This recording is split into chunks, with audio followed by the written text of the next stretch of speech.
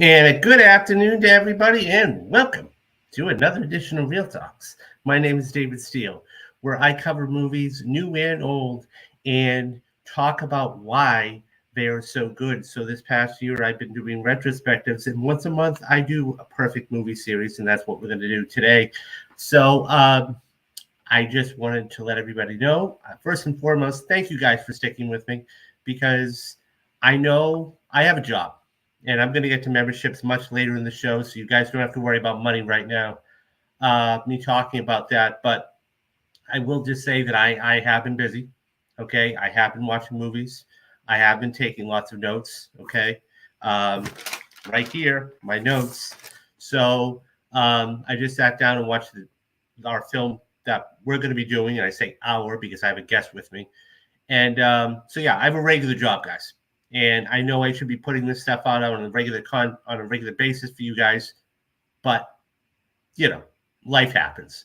Anyways, all of that being said, um, yeah, so I just want to say thank you very much because I know I haven't been putting out content as much as I should.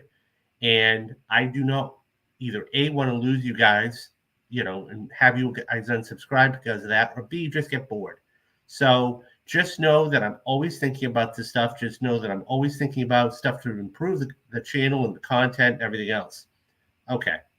All of that being said, so as I said at the top, every single month on the channel, one thing that distinguishes me from everybody else, I'd like to think they do, is that I have what I call a quote perfect movie series. Now, these are films that are either critically acclaimed or they're widely approved of, and whether it's the acting or the directing or whatever it is. And these are now, truth be told, film is subjective.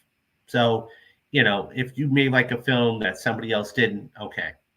But these are all so films I've covered are things like The Dark Knight, Silence of the Lambs, The Social Network. These are all fantastic movies. So, I mean, I just did Skyfall last month. So, I mean, that tells you something, right? And it wasn't because of the money either. And you guys can go back and watch that review, and I'll just put the little thing right up there for you guys to go and do that. So, the reason here is at the beginning of every month, I like to do that. So just to kick it off, just to give you guys a fresh new perspective. So this month, I was thinking about what should we do? And I have another movie that I love and, I've seen multiple times. And it's one of those films, guys, that when I sit down and I see it on TV, well, not on TV because I won't watch it edited, but when I see it, I'll sit down and watch the whole thing. And I'm talking about The Departed. This is a remarkable film in so many different ways. Okay. Now, to start out, now, anybody who has seen The Departed, by the way, I should say this outright, and I didn't put this in the title, there will be spoilers. So if you haven't, by the way, this is a 15-year-old film, more than 15-year-old film. So if you haven't seen it, okay. But nonetheless, truth be told, this didn't blow up the movie market. Okay. This didn't blow up the box office. So anybody who knows, and this is directed by one of, I think, the top 4 or 5 directors you could put on Mount Everest, or Mount Rushmore, rather. I don't know why I came out with Mount Everest, but Mount Rushmore of all time. I mean, I think it's Spielberg. I think it's Scorsese. I think it's Coppola, and then you could put in a Cameron or whoever you wanted. Nonetheless, this isn't from a director that, I mean, he gave us Goodfellas. He's given us Casino. He's given us Mean Streets. This is the same guy that did, of course, most recently did Killers of the Flower Moon. I mean, he's done so many good films. And this was a film that was made all the way back in the mid 2000s. And once again, it didn't blow up for any huge amount of money. Okay, this only, and I say only, and guys, I'm starting to get away from box office, but I'm doing a little bit of backstory for you guys to let you know where it was back then and where it is today. So, I mean, this only came out with a $26.5 million opening weekend and ended up making 133 million in the States here. This only went on to gross a little over $292 million total worldwide. This isn't the kind of movie that you're going to go watch for anything else. Nonetheless, the cast is stacked. The story is great. And because of that, this actually ended up, believe it or not, guys, ended up cleaning up the Oscars. Okay, so it ended up getting 5 Oscar nominations. Best Picture, which it ended up winning. Believe it or not, Mark Wahlberg, okay, who's not pictured there but in the film, got Best Supporting Actor. Martin Scorsese ended up finally getting his Best Director Oscar for this film, okay. Best Editing, okay, and Best Adapted Screenplay. And so it ended up winning 4 of the 5. So Wahlberg was the one that didn't win. And so when we talk about screenplay, I'm going to bring in my guest here real quick. I'm going to bring him in a little sooner than that, but I just wanted to give you guys a backstory. Martin Scorsese, for anybody who doesn't know, he's been making films for the past 60 years, but they haven't been special effects films or anything else. He's hardcore. He's old school, okay? Scorsese is, I think, one of the best directors of all time, has really changed the industry. He has. I mean, there's no, you look at his body of work, there's only one other person who could really say that to, and that's Steven Spielberg. And what he has done and who he has made stars of in the past 40 years, I mean, all you got to do, Robert De Niro and Leonardo DiCaprio. Those are his 2 go-to guys. I mean, almost any film, the majority of his films have either had one or both. I mean, Killers of the Flower Moon, speaking of, had both of them. Okay. But this goes back to the 70s, guys. I mean, we're talking, like I said, Mean Streets, Casino, Goodfellas. I mean, it just runs the gamut. He is one of those guys. He is on the Mount Rushmore of directors. This was just, so truth be told, I'm from Boston. I remember all of this.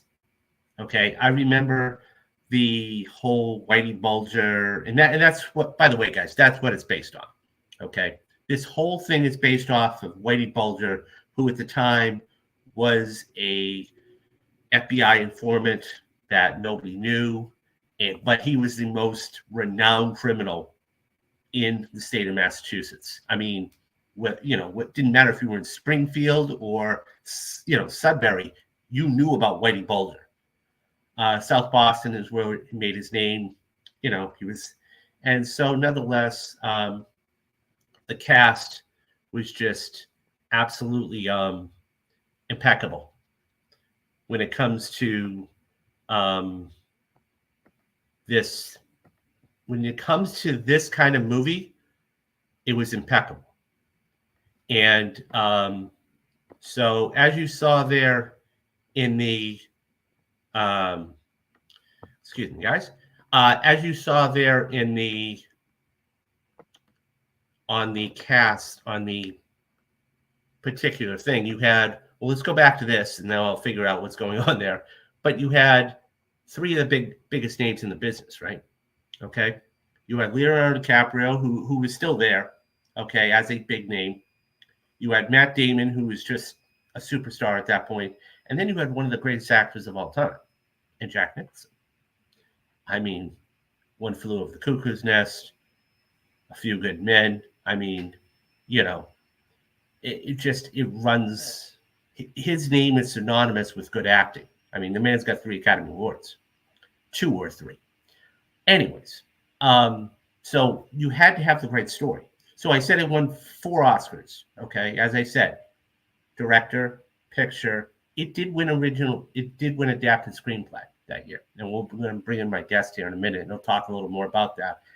And that was an interesting little thing. And I should make note of one more thing before we get started. This is a remake. So that all being said, Scorsese's not the type of person to do remakes. On occasion, he will. On occasion, he'll do adapted stuff. So with all of that being said, Let's bring in my guest here, Matthew Anderson. Hello, Matthew. Um, so, how are you doing today? Hello. Well, already I gotta disagree with you on one element. You said that this wasn't a big of a box office hit. I disagree. I think worldwide. Oh, hello, by the way. Thanks for having me on the show. You're Already, we're very just getting welcome. right into No, it. no, Yeah. no. I'm glad to have you back. But well, yeah, because the moment you said you were gonna do The Departed, I'm like, I gotta text David and tell him, I'm like, I want to be in on this. If this were any other movie like the Marvel stuff or some of the other films you've done, I'm like, yeah, we'll see. But then like The Departed, I'm like, nah, I need to be on this, especially when we just got out of an Oscar season where another director who was long overdue for his Oscar win finally got it. Um, And by the way, but he's anyways, talking about Christopher Nolan, guys. yep, If you haven't yeah, gone to see Oppenheimer, I'm just going to let you guys know right now. If you haven't seen Oppenheimer, either rent it on VOD or find it somewhere. It's an amazing movie, and Nolan finally did get his Oscar. So yeah. continue. So anyways, so going back to The Departed. So I'm not sure like I said, I don't know where why you're under the assumption this wasn't a box office hit, because this is actually one of the few hits that Scorsese had on his hands, financially at least. In fact, currently right now his highest grossing film is The Wolf of Wall Street, which is nuts, honestly. But That is crazy. and the budget on this movie, I'm not sure if you already mentioned this, the budget on this was $90 million. Right. And half of that was because it went to the actor salaries like Leonardo DiCaprio, Matt Damon, Jack Nicholson, Mark Wahlberg. And yet this did become a financial hit. And we will definitely get into some of the reasons as to why this became the film Scorsese got his Oscar, as opposed to some of his other films, because I have some theories that I'm not sure you'll agree or disagree with me on. But yeah, and even last night after I was rewatching it again for the show, I didn't even piece together as to why, like, because I think a lot of us collectively as Oscar predictors, even some other people who I've been hearing and listening to, and they're like, how the hell did, like, out of the entire ensemble, Mark Wahlberg become the one to be that supporting actor contender? I have a theory, but we'll get to that down the road. But yeah, I will. Yeah, but go ahead. So, something about this film that you may, and one of the big things, and guys, if you've seen the film, you know, but what in me doing my research about this, and I kind of knew about it, but I didn't know about it. So, anybody who's seen the film or is aware of it, the X's. Now, Yes. so this is the thing about the X's. I read about this last night. This was actually inspired by Howard Hawks's 1932 Scarface.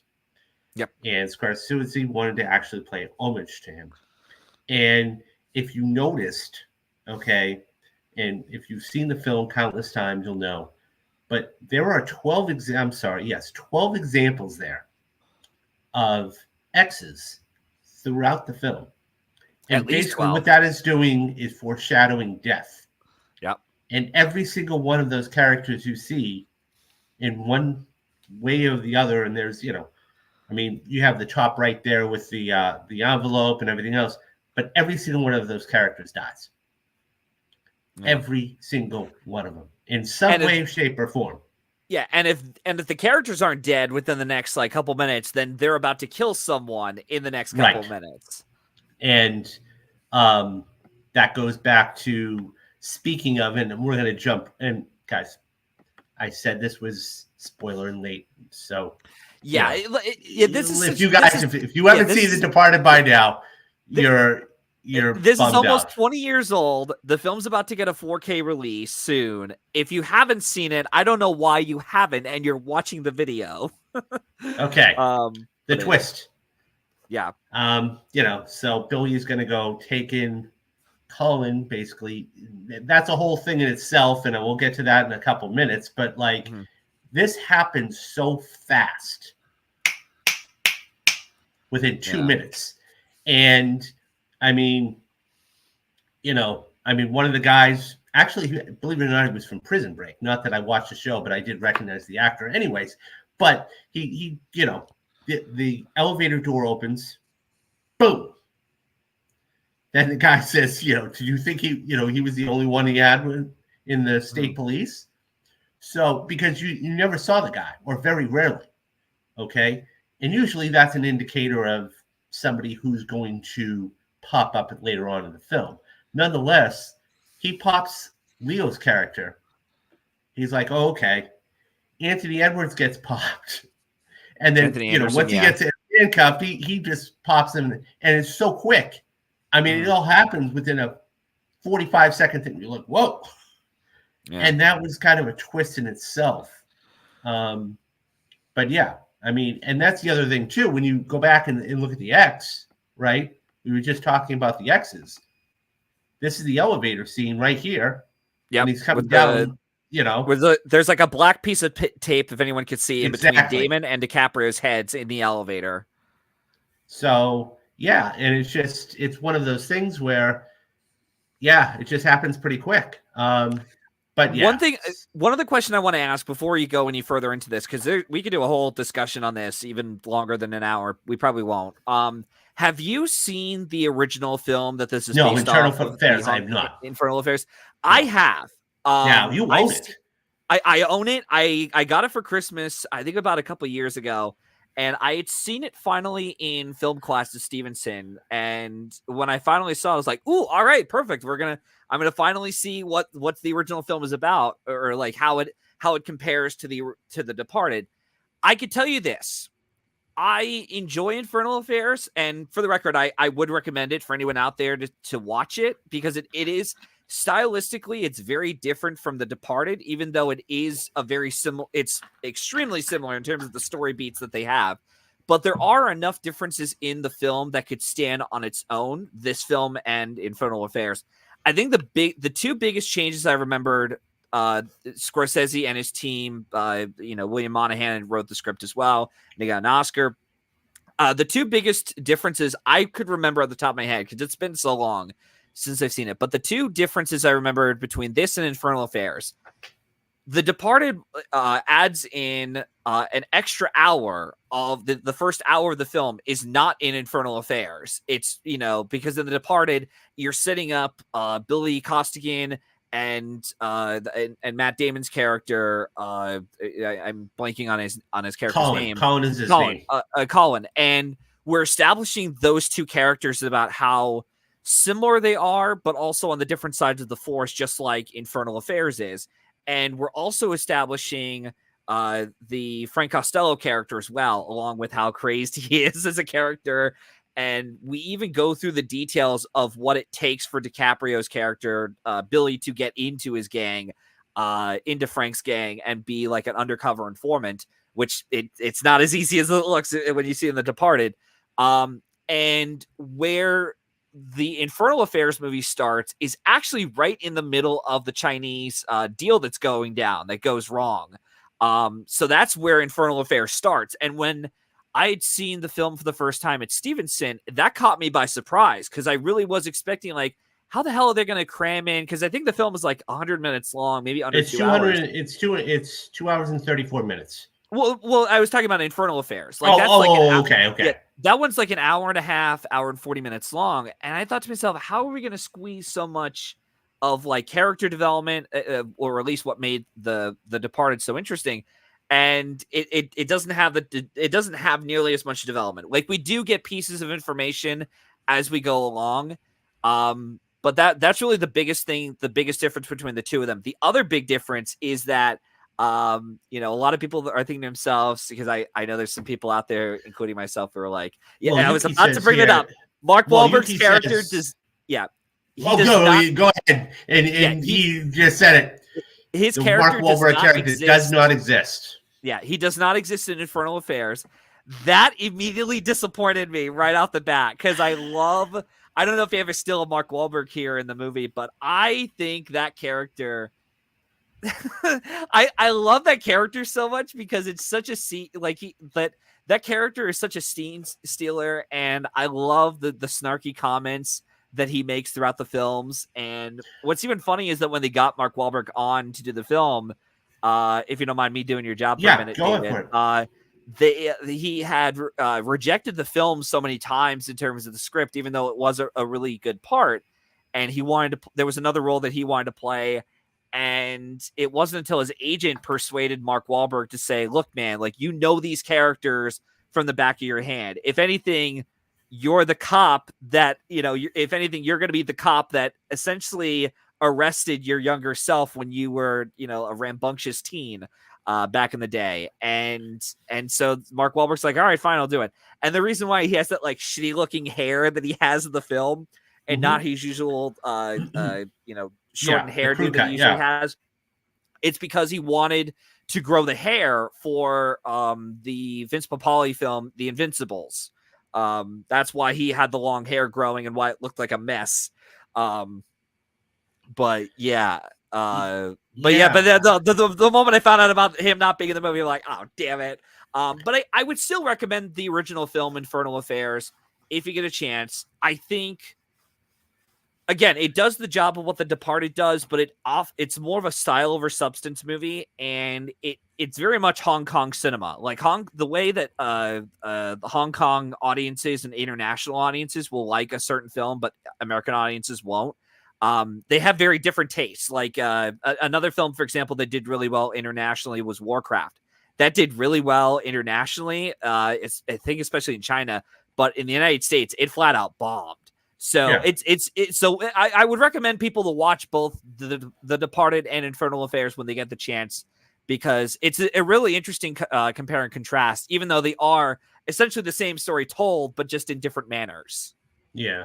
So here we have the whole cast. I mean, I know we Yeah. were just touching on a few, but what you were just talking about. So anybody who doesn't, one reason why this works so well is because you have Mark Wahlberg and Matt Damon, who are originally from Boston. Yeah. So they know the game. They grew up there. They've lived there their whole lives. Okay. So you have Wahlberg on the far left, Alec Baldwin. Okay. You have the director, Martin Scorsese. What did you think about her character, Vera Farmiga? Farmiga?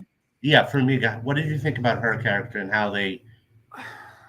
I remember the funny thing is that I actually forgot her character in The Departed is essentially a combined character of the two characters that were in Infernal Affairs, because in Infernal Affairs, DiCaprio's character in that film does have a therapist and does form a bit of a bond with her. And Damon also has his own wife/fiance in the film, but they're two separate characters. And I do think that having the two combined into one, it does allow sort of a bit of a flowing narrative to both of those characters a lot more easier, especially when we get to the finale of the film. It ties in a lot easier than what Infernal Affairs had. Excuse me, sorry. And I do think that her character is fine in terms of the writing involved. I do think Vera Farmiga is, she is a capable actress, and at this point in her career, this was technically, I believe, like her breakout role, so to speak, because she had a couple of films here and there. Like, I think the biggest one outside of this maybe was like Running Scared, which just came out that year and was a box office flop, though. Well, Yuki says that the character had tons more development in the American version. Would you say that that's true? Yeah, she does. She does. I do feel a little bit conflicted with the character, though, only because I have heard complaints about how Scorsese, especially in the more recent films, or at least in the last couple films, he doesn't really put the female characters in the forefront as much as like it would have been much more interesting to have them in the forefront. But for this kind of story, it makes sense for Vera Farmiga to only be like a supporting role to the whole ensemble. But yeah, but she does a good job. If anything, she has shown strength, range as an actress, and she's gone on after this to get nominated for Up in the Air, and she was also in the Conjuring franchise as well. And so yeah, she is a capable actress. So yeah, of course you have Matt Damon Yep. next to her, and then of course Leonardo DiCaprio, young Leonardo DiCaprio next to him. This is crazy that this was 17 years ago, but it was, yeah. I mean, so I mean, it was like you said, it was a stacked cast, and I so that had something to do with it too. Um, I have a I have a so confession to make yeah, about DiCaprio. okay. Um, I didn't realize this until looking back that I up before The Departed and Blood Diamond, because he also had both of those films out that year. Mm-hmm. I was very hot and cold on DiCaprio as an actor. I think there are some roles that he did like pre The Departed, Blood Diamond era that I think he's quite good in. Catch Me If You Can, he fits perfectly for. Titanic, he fits the lead pretty well. But in stuff like Gangs in New York, and it's been so long since I've seen The Aviator, I just do not find him to be that, like, it's very much try hard acting, and it's not really like, he's very much miscast in those other types of roles. Um, and yet this is the first one of Scorsese's directed films that he's had with, DiCaprio, where I thought, oh, DiCaprio actually fits the role really well here. And he's actually quite good in the movie. It actually might be one of his best performances of his career, in my opinion. But he Yeah, is really good in the role, and even his stuff. I know a lot of people had issue with the accent that he had in Blood Diamond, but even in that role, I thought he's actually pretty good in this. For at least it'd been so long since I last seen it, but yeah, and it's funny, yeah. DiCaprio is like no longer in that phase for me where he's like very like hot or cold on, like there's some roles he aces, some he doesn't, and then nowadays it's like Timothy Chalamet kind of fills that totem pole, so to speak. yeah. So one thing I noticed really early on is that you have a big juxtaposition. Okay, Billy, especially when they're talking with their, Martin Sheen's character, but more importantly, you see one who is in a criminal. His family is criminals, and that's where he's getting berated by Mark Wahlberg's character and everything else, talking about his family and everything else. And one is kind of, as somebody else put it, upper middle class. Yeah. And so, I mean, he made plainclothes detective really quickly. He was one of the big things is he wanted to look at the state house, and that was prominently displayed throughout the whole. I mean, the city of Boston was used well. I wouldn't say it was done as well as, let's say, Heat or Collateral, but it was done very well. And that all being said, one of the major shots was the state house. So when he had that apartment and you saw, hardwood floors and it was the marble counters, you knew there was a juxtaposition there between Matt Damon's character and Leo's character. And So the you other thing had the too, upper class and the lower yeah, class. So I won't say lower, but you understand what I mean. Criminal I upper do. class. The other thing too that adds to Damon's character is that we learn from the beginning, like, these are his like wants and desires. Like within that first hour. Same goes with DiCaprio. Like DiCaprio wants to become a cop, so to speak, and the only way to do that is become an undercover cop for working for the Boston, Massachusetts police. And Damon, he just wants to have a job where he's able to live in like a fancy house and obviously be a state trooper, but also be looking out and seeing the capital of Boston as well outside his apartment complex. Like that's what he wants to do, and Scorsese does a really good job establishing that really well visually without having to overstate it within the dialogue of like their needs and their wants and their desires of their characters really well. And Scorsese's he's always so good at this. And I agree with you what you said earlier. Like Scorsese is one of the best filmmakers we have because he's not typically the type of director that offers sentimentality or be very whimsical like Spielberg is or some of these other directors. And he tries not to spoon feed you all the information there is. And he sort of leaves the audience, feeling very conflicted, especially with like the over the top gory violence in his films, and contrasting that with a lot of experimental editing. And he does this even in stuff like Goodfellas, Raging Bull, Casino, and even with Killers of the Flower Moon to a certain degree. He still has that adoptive nature. It's just that now he's at a point, he's now at a point past The Departed, where he's a much more reserved and subdued filmmaker. But he's still, he's still got the moves, man. Yeah. So a couple of things. There's your shot of Mark Wahlberg. Wahlberg. Yep. Yeah. So I mean, I'll get to him in a minute because there's something else. I didn't know this until I actually read about this. Okay. So there was a line from after graduation, everybody is established, so to speak.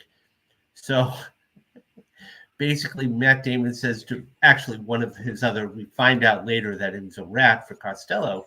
He's like, well, do you want to rise up in the state police, or do you want to, wear a uniform that, you look like you invade Poland?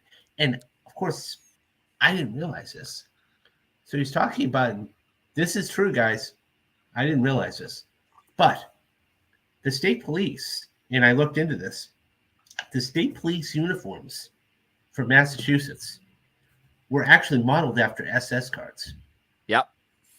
And yep. He says to the colleague, do you like coming to work every day like you're going to invade Poland? And I went, whoa. Yeah. Definitely. That'll be something that'll get you canceled in a heartbeat today. Yeah. But I didn't know that. Yeah. I couldn't believe that. And the other thing too that helps with the script is that you have someone like William Monahan, who's from Boston, who grew up directly where this movie is in. And it helps that because of his intuition and his knowledge of the city and of the streets, so to speak, it allowed him to create a story. It allowed him to take the Infernal Affairs story, right, and adapt it into a modern Boston, Massachusetts area. And, also adapting the whole element of the Whitey Bulger scenario where he's like a crooked, he's a gangster that's working, he's an FBI informant. Obviously, the outcome for Whitey Bulger is very different to what happens with Frank Costello, because Frank Costello got shot and Whitey Bulger got arrested by the police. And as of this recording, he didn't get shot by the police, but he got arrested. And but still though, like that's something that really helps. And as writers, we're always told to write what you know, and that's what William Monahan did for the script. Even adding that little detail about the police uniform. The uniforms. So truth be told, about a year, maybe, it's been about a year. I sat down with a screenwriter, and by the way, guys, I'll upload this video today at some point. And his favorite movie is The Departed. And so one of the questions that I asked him was, do you think the vulgarity, because look, a lot of people have one thing that Scorsese does not shy away from is language. It doesn't matter if it's Casino, it doesn't matter if it's Goodfellas, it doesn't matter what it is. And I asked Brad at the time, do you think the vulgarity people have a problem with that? And he basically said no, because that's how they actually talk. Yeah. And to your point about, having somebody who is from the city of Boston and writing the way they talk, because you can tell when somebody is talking like they are in a bullpen, and then how it gets watered down or made up or sugar-coated. And you're like, this isn't how that. And what ends up happening at that point is they become that character becomes unbelievable. Yeah. And so that's one good thing about, he didn't pull any punches with it. Now, let me dive in a little bit more about this. Let's talk about Monahan's win, because what did you think about his win in general with the year that was out there? And I don't even know refresh everybody's memory about what actually got nominated that year. So the nominees for adapted screenplay that year were I will be covering this movie on my podcast, and I actually will be talking about this category more on my own channel, the Lone Screenplay nominee, down the road. But the nominees were Borat Cultural Learnings of America for Make Benefit, Glorious Nation of Kazakhstan. So that got nominated for adapted screenplay alongside Children of Men, Little Children, and Notes on a Scandal. Now, this was an easy win for The Departed, because even though The Departed had lost the Golden Globe and Critics' Choice to Little Miss Sunshine, which was the original screenplay winner, BAFTA decided to go with a non-Oscar nominee that year. They went with The Last King of Scotland, which is really shocking, because I guess it just showed you how much strength Forrest Whitaker had that year with lead actor. Like, no matter what, he was going to win it. Sorry, DiCaprio, you'll get your Oscar down the road. Will Smith will get his Oscar down the road. And Peter O'Toole, yeah, you're going to get no wins in your entire career. And he is currently the most nominated actor to not win an Oscar. Peter O'Toole, that is. Sorry, buddy. So it was pretty easy for The Departed to win the adapted screenplay Oscar, especially when it had the Writers Guild of America award as well, and it helped that it was the only Best Picture nominated film in a lineup of non-Best Picture nominees. And it's funny too, because this is the only film from Scorsese to have won a writing Oscar, period. Like, none of Scorsese's other films that he has directed or produced, for that matter, have won the screenplay prizes. Like, Hugo never won screenplay. The Irishman never won screenplay. And same thing with Gangs of New York and The Aviator. And it was just it really was such an easy, like, okay, like, we already know The Departed. It was a slam dunk. It was a slam dunk. And it also helped too that it was a sign early. Well, I mean, we already knew ahead of time that Scorsese was going to win this, and I'll get into why he won director maybe later on in the show.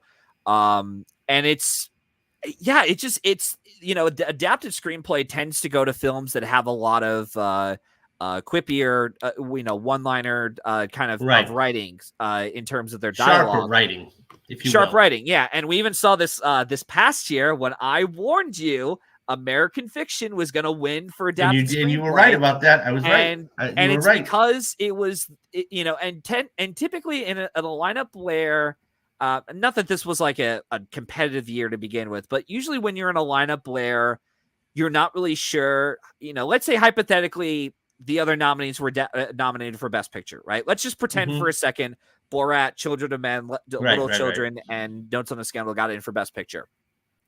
They typically go with the film that has an audience, like, what's the most broadly told movie with an audience friendly film that appeals to the Academy voters, and especially with the way the story is told. This is gonna be it. Like, Notes on a Scandal and Little Children is just too complex for the people, the voters.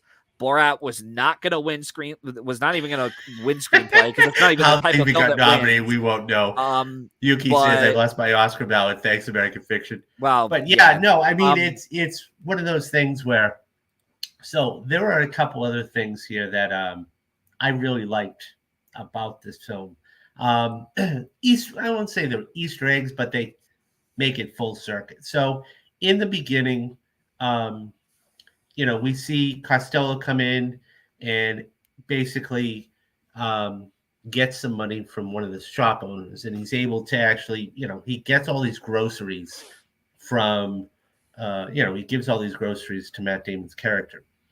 And so when Dignan shoots him here at the end, to finish things full circle, everything that, I don't know if you knew this or you didn't know this, but for anybody out there that has seen the film, you may not have picked up on this. Everything that was in the bag at the beginning of the film was in the bag there when he got shot at the end of the film. Yep. It's also the same convenience store where both Billy and Colin met Frank in some capacity. With the case of and even the way they're interacting with Frank in some way, shape, or form. Like Colin and Frank talk to each other like father and son. That's how the relationship is, like father and son. Speaking of, yeah, go And ahead. and even with Billy does it because he wants to instigate and sort of get Frank's eyes onto him. And by doing that, he has to rough up these two guys who are there to collect money Right. for Frank Costello Yeah. or something. And that's how he gets eyes onto this Billy kid. And he's like, "What the hell is this Billy kid doing?" And he does the whole search thing Yeah. with So any wires. actually, a couple of other things I really enjoyed about this. What that maybe was just a scene, but I thought the lighting there was done really well. As we see here, this is and I'll show you the wider shot here in a minute. But what the red is basically saying to me, and here's the wide shot of it, is that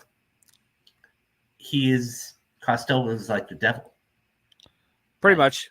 I mean, it's basically like, and he is the light red basically says, "Hey, look, I'm evil. I'm the devil." And when we see it, the red and the black actually do very well together. The black of the suit and then the red in the background does very well. So that was something that I noticed too. The other thing too is one of the characters, we were talking about him earlier, Billy. He experiences a lot of loss throughout this whole film. So that is his mother, okay? And then, he has the conversation with, obviously, I would imagine his uncle, or, that's his sister, and basically he not only sees this, but later on, okay, we get the fact that, when Queenie dies, and he gets thrown off the roof. Like, he never really had a father figure. And that's why he was so beat up about that. Okay. Is when Queenie gets thrown off the roof and he sees him there and he goes splat right on the pavement. He is mortified because not only is he his handler and he's his, but at the same time, that's the closest of a father figure he's ever going to have, and exactly. It's now gone. And it's I mean, it's kind of hard to see, but if we top left hand corner guys, I mean, forget about the exit for a minute. He gets thrown off the roof. Yeah, and he just turns the corner and boom. It's kind of a shocking moment when you watch it the first time around. You're like, holy shit. And it's pretty big. And Martin Sheen does a really good job with that role too. I can't remember how they got him exactly. It might have been a case of Martin Sheen just wanted to work with Scorsese for years, and he's like, "I'll do any role, and I'll be in on this." Period. So he was like, "All right, we'll get him in for this." The other thing I should also bring up with the cinematographer, Michael Ballhaus, is this was his last film he had worked with Martin Scorsese on. Because afterwards, Martin Scorsese had worked with Robert Richardson on a couple other films together, including Hugo, and then now his go-to director photographer or DP is Rodrigo Prieto, which he had worked recently on for The Irishman and Kill Was the Flower Moon. And Michael Ballhaus passed away at like 81 in 2017, I think. But he had a really good career. He's worked with Scorsese on this. I'm pretty sure they worked together on Gangs of New York, and I think the other film they worked on together was Raging Bull. No, that was someone else. Okay. But anyways, something else I noticed too. Okay, and we were just talking about the lighting to show you how evil he was and whatever else. So within the first, you don't see Costello's face in the first 5 minutes of the film. Until he does that reveal. Right. So, I mean, forget about the X there over there, but you're only hearing his voice. And really, that just shows you, by the way, how they did that is just amazing, and the DP and everything else. But nonetheless, like, This is just showing you another immediately within the first 5 minutes. This is saying, okay, this guy is no good. Okay, this guy's evil. He's no good and everything else. And basically just putting him in the darkness, complete darkness. I mean, sometimes when we see like, half lit, half not, debating if this guy is going to turn type of thing. But he is completely in the dark there. And that really, until he steps out in the light, which is 5 minutes in, then we see his face. And then, as he says, when you have a loaded gun to your head, it just, doesn't really matter. What's the difference? Yeah. And so that was the first reveal of Costello, but it was really well done in how they did that. The other thing, and I don't have a picture for this, but the camera movements. Some of the camera movements they do, like, for example, the one I wrote down is when Digman and Ellenby, okay, played by Alec Baldwin, are talking about the microprocessors and how they just move. And, to basically show dramatic effect. Yeah. And to show that, this is a serious thing. And how they did that in both ways was just fantastic. I did want to say I love that the microprocessor scene where they're with the whole. You're talking about the Chinese deal, right? Yes. Yeah, the Chinese deal. I love that scene. Well, two things. One, I love the tension of it throughout because you're not really sure whether or not Costello and the gang are going to get caught, and whether or not Damon's character Colin is going to get caught too, because he's at the last minute he's being asked to run the players and to be on the lookout and such, and they got to use surveillance camera, which someone fucked up by placing them in the wrong places. And it kind of starts the ball rolling a little bit into what eventually will be our, second half of the film, especially with Mark Wahlberg, as he's, eyeing around, he's looking around, and it's clear. The way I saw it was he started noticing Colin with his hands in his pocket. He starts moving around. Well, and then go ahead and finish it. That's a perfect segue for what I'm going to say. And the other thing I loved about it was the reaction. I love there's so many quotable lines from this, like Mark Wahlberg with his performance where he's like, yeah, why the fuck did they turn their phones off?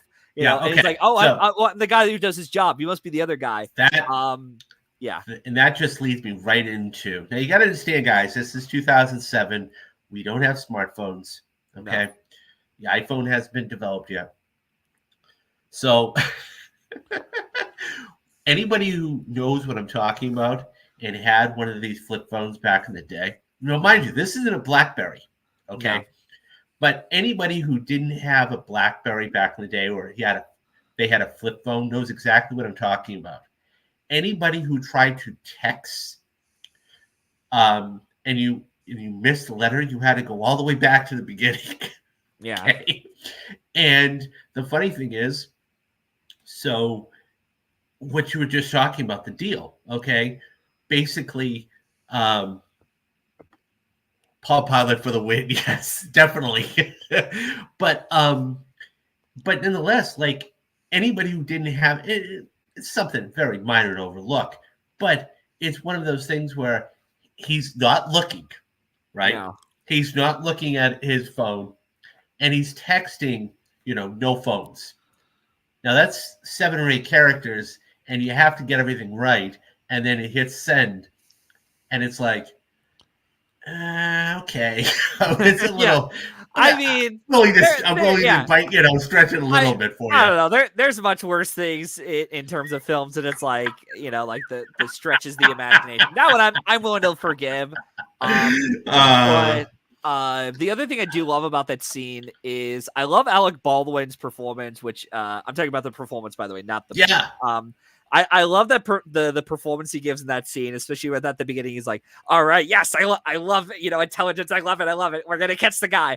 And then as the progresses, he's like, oh, Jesus Christ, please tell me he's in that car. Yeah. And he's like, somebody's driving that car. No, absolutely. Yeah, and he drags the guy who like fucked up the camera work. Yeah. Can I talk to you for a minute? Yeah, he just slaps him and beats the shit out of him. I love that scene so much.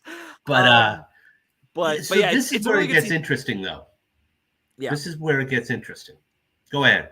The Finish other your thing thought. I want to bring up, and I brought this up right before Oppenheimer won Best Picture. I find it so funny, and I think you know what I'm talking about. I find it so funny that we live in a world where Christopher Nolan and Martin Scorsese, the one time they finally got their overdue wins, were for films that starred Matt Damon in the role, and at least one character said the line "in this country." Yeah. It's such like a weird, like, I Yeah. know it's And like not much, like, yeah, whatever, it's just a throwaway line, but it's so weird that it's happened twice, you yep. know. Anyways, going back to what you were saying. No. So this is where it really starts to get interesting. So I think there are two kinds of movies. There are two movies here. So once he gets thrown off the roof, and then Matt Damon basically has to figure out how to get in contact with the guy. Yeah, I think it's a cat and mouse game now. So he picks up the phone and he dials the number. yeah, Okay. And he gets him on the other line. And what you're seeing, and it's beautiful, it's just silence. I mean, it's not even breath, it's just silence, dead silence. You're like, who's going to blink first? yeah, And then, boom. And then he's pacing back and forth. And then he calls him again. yeah, And that's when, this is when the cat and mouse thing really starts to come into play. And it's like a whole second movie at this point. yeah. Okay? It does. And once that happens, then the walls start slowly closing in. Mhm. And, I mean, there's that scene, later on when, they pull the tail off of Costello because he's going to a Coke bar. Or later on in the film, but they pull the tail off of him. Nonetheless, it's just one of those things. So now you have, now the Queen is dead. Okay, now it's a cat and mouse game. Now it's two different. We've got Leo, we've got Billy, and we've got the other guy. And how are they going to end up meeting? So one of them calls and be like, "Look, come in. We'll pay you. We'll take care of you. And so that's when Leo goes in, and he's like, well, we were trying to figure out how to get to your personnel files. He's like, oh, this is my name. Yeah, He's like, oh, it's your name. Well, that's smart. yeah, So, of course, that's the cheesiest thing in the world, right? So he's like, yeah, I got to go in the other room. So he goes in the other room and he's, getting all the stuff together. And he notices and I don't have, I'll bring it up in another picture, but if we look over here in the top left-hand corner, okay, it's kind of hard to the see, but envelope the citizen. citizens, Yeah, he's like, so that he notices it on his desk. And he also knows that, hey, look, this is what I wrote. So he's the fucking rat. one thing yeah. Yeah. The one thing I always love about what I love about Scorsese's directing, at least in his films, is that he creates tension without having to be over reliant on music cues. Even if he does, it's hardly noticeable, or it's not as noticeable as other films would do it. Like the moment there's another scene in the film where Billy talks to Costigan at the restaurant, and he has that whole drawing. Which, did you even notice what Costigan was? Frank Costello was.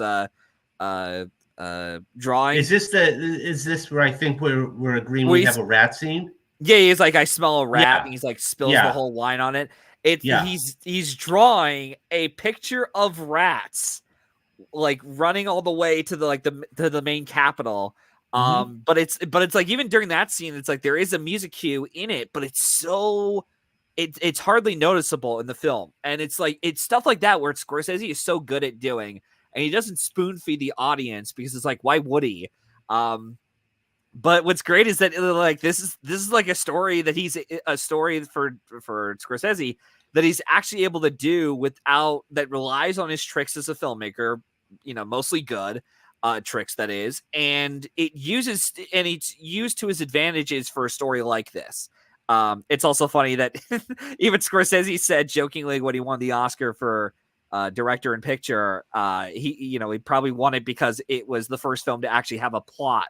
Because unlike his other films are very much like a bit all over the place and such in terms of story, but yeah, and but no, there's a lot in here to admire, and yeah, like I said, that scene with him with Billy finding out that Frank Costello's mole was Damon's character, and it's like that's a really intense moment, and even that editing trick that Thelma Schoonmaker, who got her third Oscar, by the way, for this film. And I do want to actually talk about some of the Oscar wins in a little bit, if you don't mind.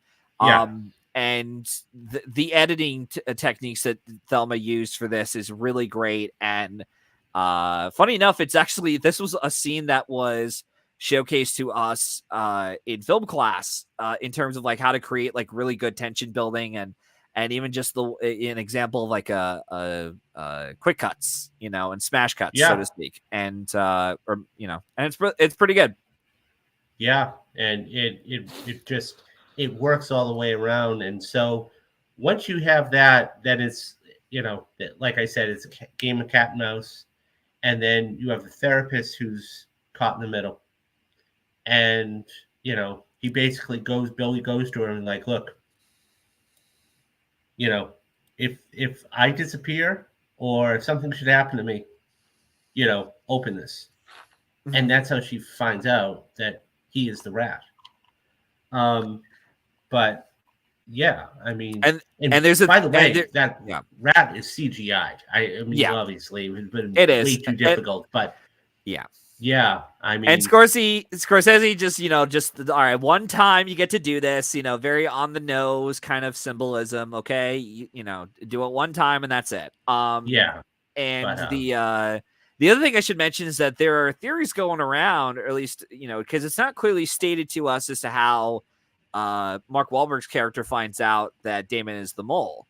Because there are a couple ways you can interpret that. One could be obviously the fact that Billy informed. Well, don't forget, guys, and to your point, just a side note, when he gets when Queenie dies, okay, and so they are, Matt Damon's character wants basically to get to all of his files, but he can't. He basically, so they go at it.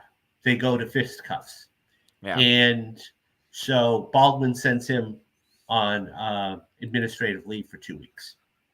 So, so he disappears. So at that point, when Leo tries to call in and be like, hey, look, I want to talk to Queenan, I want to talk to Digman to verify it. And he's like, well, no, he's gone he was put on administrative leave. Yeah. Now, the prevailing theory, he's a cop. He could do digging. He could, if you really wanted to, dig into it, he could easily very, very, very well find out that, put the pieces of the puzzle together. That's just to your point. What do you think? There's two theories I think of. One, I really do think the first one could be the fact that even though Leo's character had told Anthony Anderson's character to bring Dignam with him to go to the abandoned site, the rooftop, yeah. And I think Dignam was smart enough to be like, okay, I'm either he was told or he wasn't, but at least he, the theory could be the fact that like, okay, even though I could go, I'm not, but I will, and it might have been one of those cases where it's like whoever gets out of that place alive is the rat. Because just in case, he found out about the rat and was like, oh, I'm going to end up getting killed in the process, whatever his thought process was. The other theory, which I think is a little bit more plausible, is the fact that Vera Farmiga, what she had in the envelope was obviously all the information to say, if anything happens to me, give all this information that I've discovered that Damon's the mole, and they need you to give this to Dignam. And through Dignam, the Mark Wahlberg character, he was able to get to Matt Damon's apartment because she had a key to his place and was able to stage was able to stage a murder there.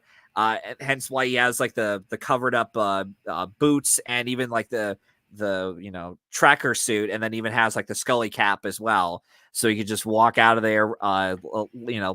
it was, it was like a random murder, and it's it's a great scene with like when he walks in, he sees the feet, and then he sees Mark Wahlberg's character with the silencer, and he's like, okay, like he's just accepted his fate, He's like, all right, like, here we go. So yeah, I mean, it's just, and you kind of knew, right? I mean, you kind of knew he was going to die. He had to die. Yeah, because for him to go on through the story and be alive and not would die, just be something was going to be wrong. Yeah, because again, you're sort of, you're paying the consequences for your actions. You're paying the piper, or giving the devil his due for your actions that you've done throughout the film. And that's how it happened. It's just yeah, and so this is that. I think this is the one scene. I mean, this is just a still from it, but this is that one scene that everybody remembers. Is when he's sitting at the restaurant, the bar, and he's talking with Billy, and he's like, "Look, the first time you do it, fine. The second time you threaten me, I quit. You make me fear for my life. I'll put a bullet in your head so fast your head would spin." And the gun drops.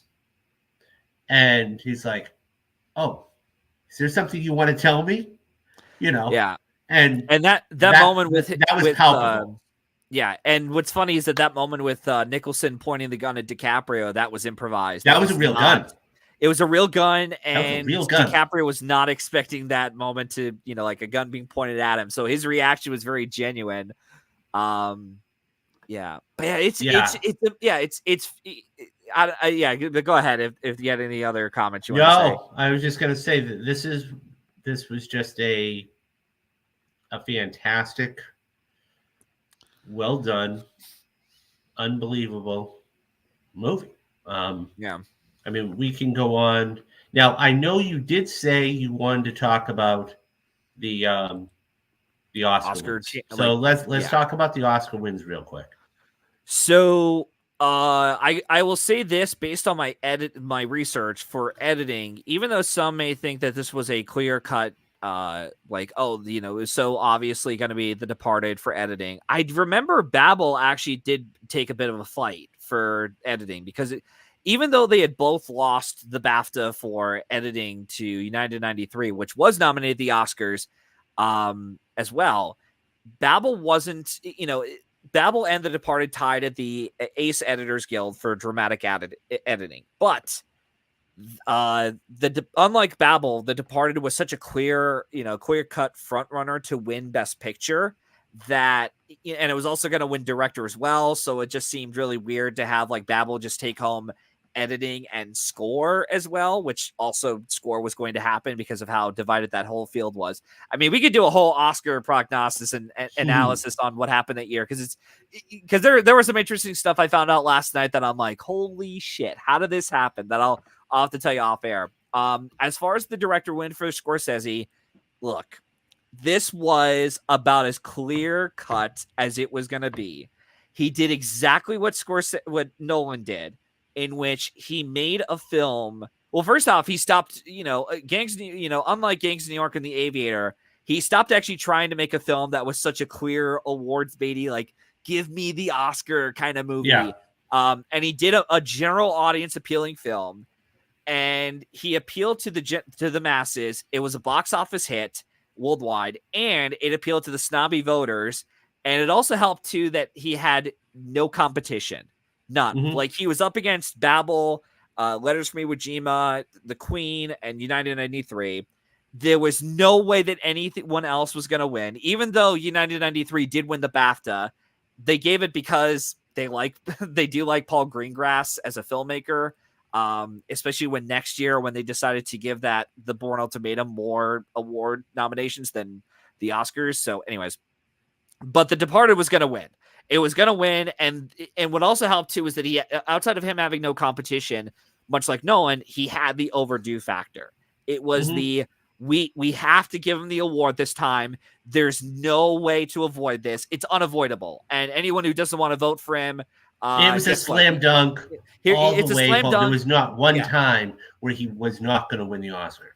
Yeah, and for anyone who didn't want to vote for his movie or hated him for whatever reason within the Academy, I'd have to assume they just gave him like a firing squad treatment to be like, yeah, you're not voting for Scorsese. Yeah, you're going up against the wall. I don't know. Yeah. But that was one reason. And then the other thing about Best Picture is that even though it had, I'm looking through my other notes here. Even though it did not win the Producers Guild, the BAFTA, or the Golden Globe, or didn't even win SAG Ensemble, The Departed was expected to win. And because he was such a clear-cut favorite for director, and it was like, okay, having a split for director and picture back then was not as often as it was in the 2010s or even now.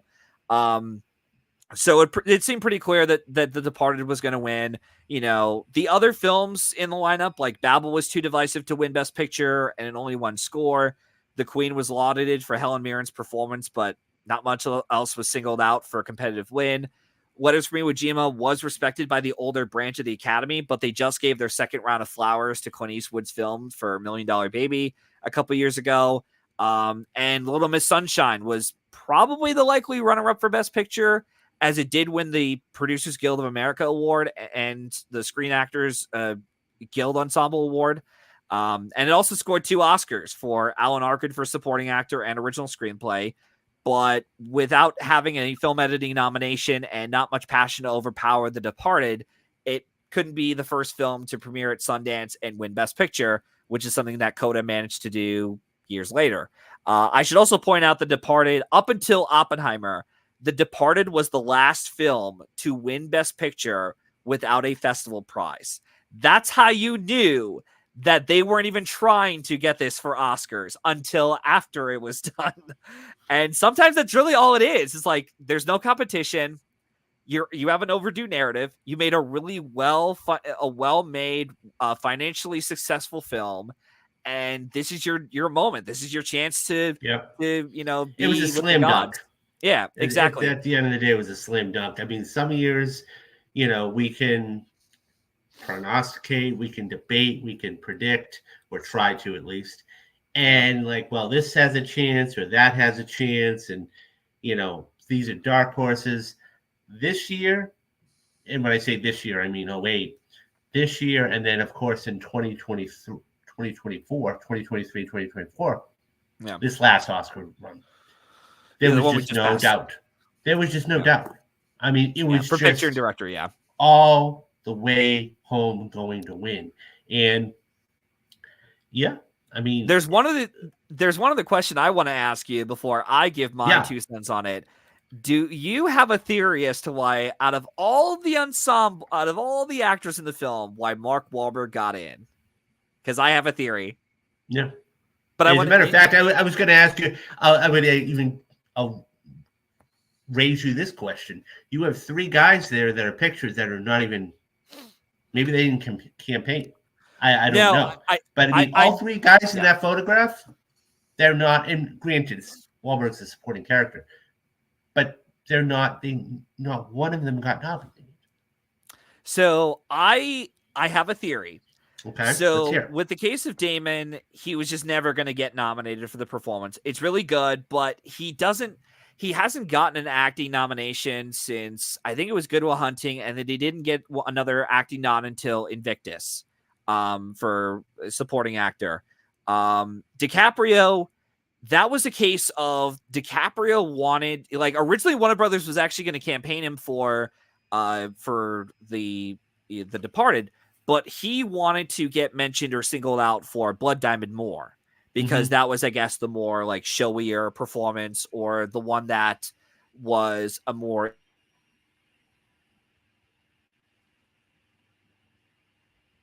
Did we lose Matt? Okay. Oh, sorry. There we go. Yeah. Well, okay. So we're having tech. We're We're having tech problems, guys. So I'll chime in. So Oh, yeah, we're having Matt's tech having problems. Matt's having problems with his camera. So what we're gonna do is this. Um, I just wanted to um, I just want to bring up a couple of things. Um, First of all, thank you for everybody that stuck with us for the whole hour and 10 minutes. When we're not done, I have one more thing I would like to cover. Um, and um, so that being said, um, once again, thank you for, sorry about that, guys. Thank you for everybody that has stuck with us for the past hour and change. There is one more thing I want to cover, though. Let me just quickly give my last two cents about this film, and then I want to head into one of my last segments.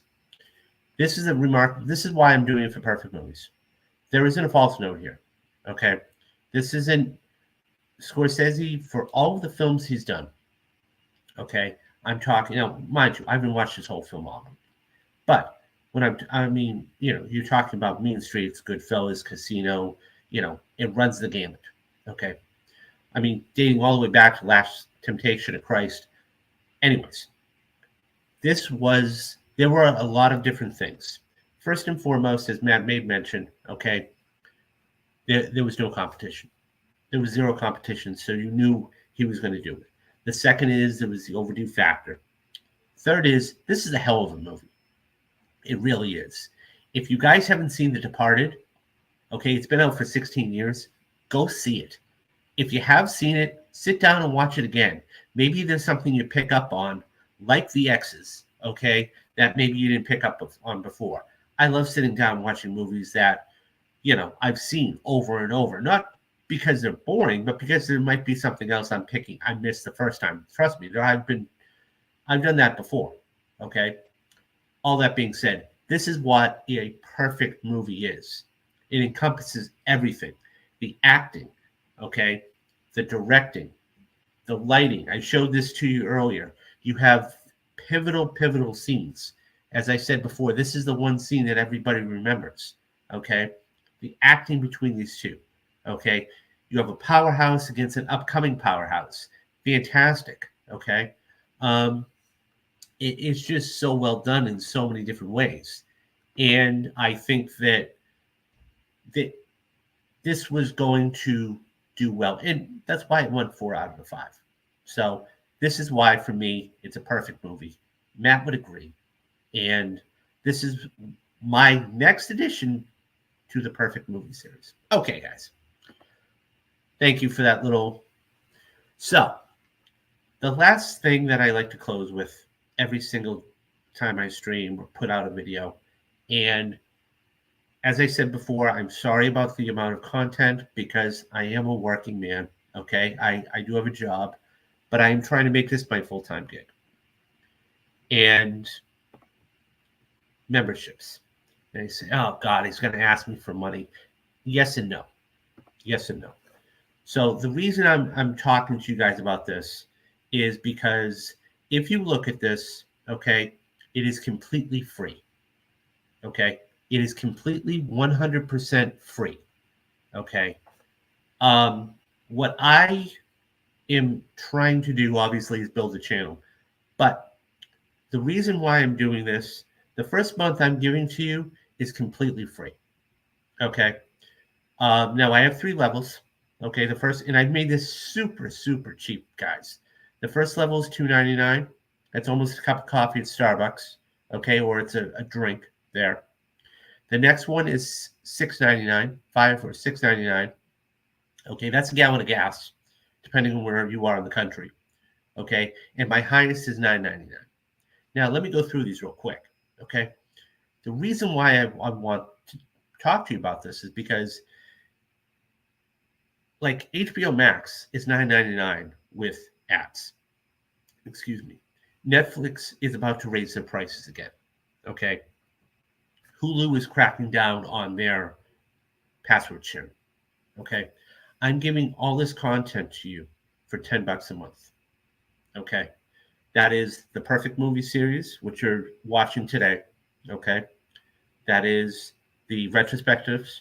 okay, which I have a ton of retrospectives ready to rock and roll for April, okay, including things like Batman. I'm going to go see The Dark Knight on the 10th. I'm going to do a whole stream. I got to talk to him again, but I'm going to do a whole stream about, The Dark Knight with Phil Walsh. He's going to come back in the show, so I'm going to have guests. Um, Anatomy of a Movie. I'm working on the next Anatomy of a Movie video, which is going to be on Heat, the coffee shop scene. All interviews, okay? I was just talking to last week and landed. We have yet to set up a date. Robert Byron Burnett, okay? All of these different things, okay? $10 a month is nothing. Now, if you never want to subscribe to $10 a month, that's cool. $3 a month is great, okay? That all being said, okay, I have goals, okay? I would like to do this full time, okay?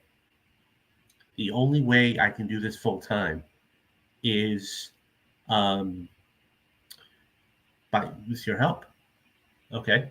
So a couple of things. Number one, I say to you this, okay?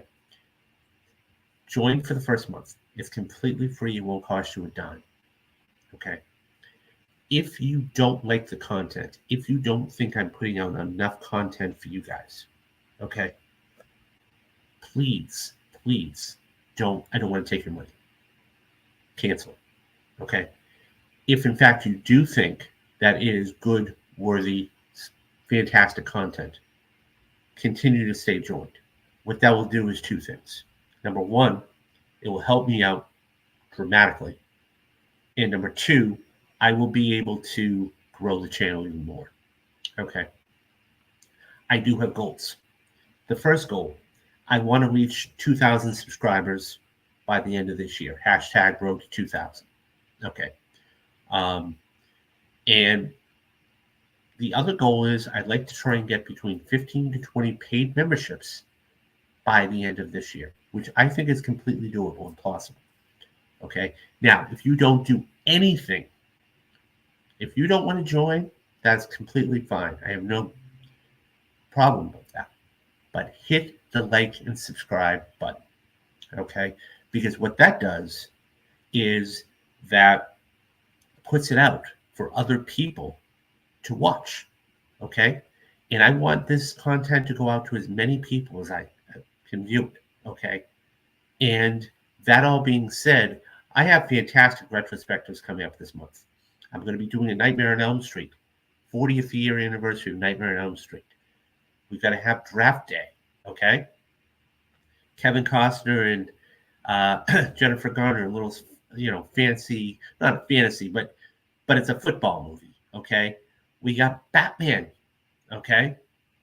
I got Charlie's Angels, the one from 2019. I love that movie. Elizabeth Banks, love that movie. I'm going to do me a retrospective about that. Not to mention, guys, I'm going to be covering all of the newer movies. So we have A24's Civil War coming out. I'm going to be doing a spoiler cast on that. Starting the 15th, okay, I'm going to be covering every single Spider-Man movie, okay?